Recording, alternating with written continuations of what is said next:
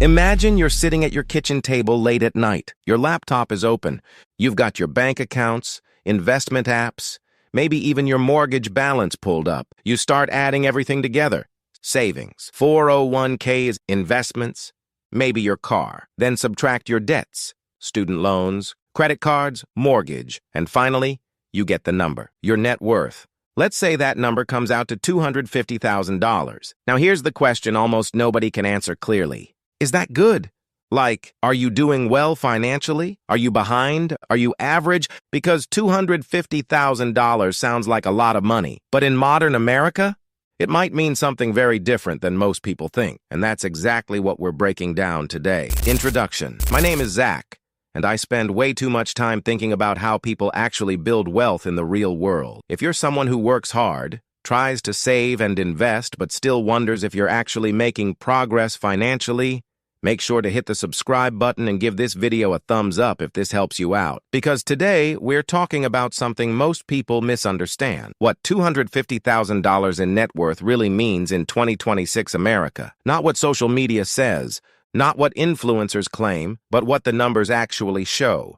And by the end of this video, you'll understand where $250,000 really places you financially, why it's a much bigger milestone than people realize, and what it actually takes to turn $250,000 into real financial freedom. The first thing most people get wrong. Look, here's the thing.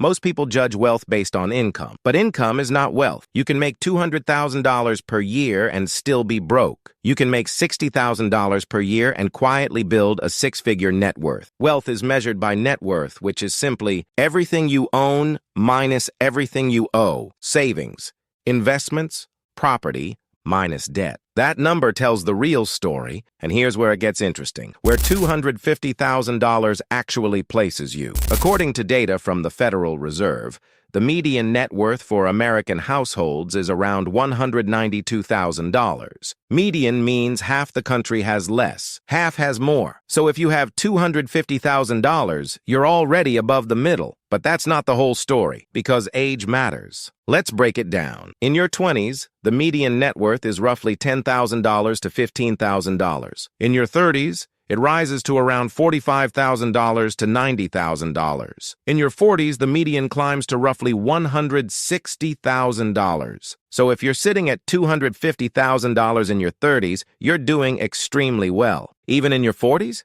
you're still ahead of average. But here's what most people don't realize. The $250,000 quiet wealth stage. There's a strange phase in wealth building where your financial life looks normal. You're not flashy. You're not posting exotic vacations. You're not buying luxury cars. But behind the scenes, your net worth has quietly crossed six figures. $250,000 sits right in the middle of this stage. And psychologically, it's one of the most interesting financial milestones. Because this is the point where wealth starts to behave differently. The power of momentum. Let's say someone has $250,000 invested. If that money earns 7% annually, which is close to long-term stock market averages tracked by the S&P 500, it grows by $250,000 times 7% equals $17,500 per year, without adding a single dollar. Think about that for a moment. Your investments just produced nearly $18,000.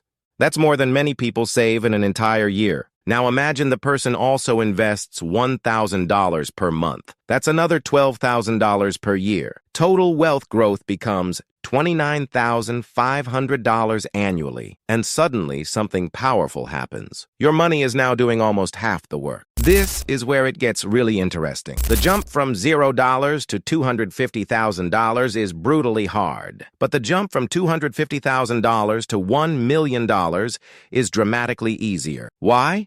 Because of compound growth. Let's run the math. If $250,000 grows at 7% annually and you keep investing $1,000 per month, you reach $1 million in about 17 years. But if you increase investments to $1,500 per month, the timeline shrinks dramatically. Suddenly, wealth starts accelerating. And here's what most people don't realize.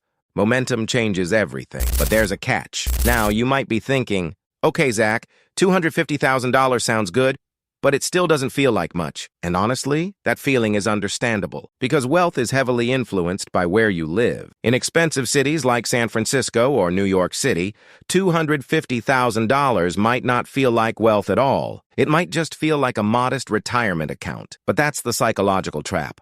People constantly compare themselves to the top 10% of earners instead of the entire population. And social media makes this distortion even worse. The comparison illusion. Here's something fascinating about money psychology. Humans don't evaluate wealth absolutely.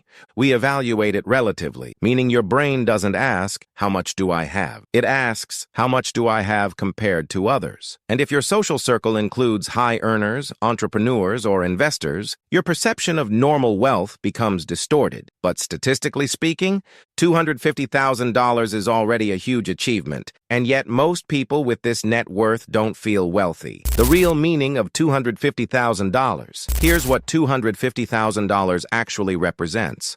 Not luxury, not financial freedom, but stability and momentum. You're past the dangerous early stage. You've proven you can build wealth, and your investments are starting to produce meaningful growth. That's the real significance. You've escaped the financial survival phase. Now let's talk about the future. Because the real question isn't, what does $250,000 mean today? It's, what can $250,000 become? If left untouched at 7% growth, $250,000 becomes $500,000 in about 10 years.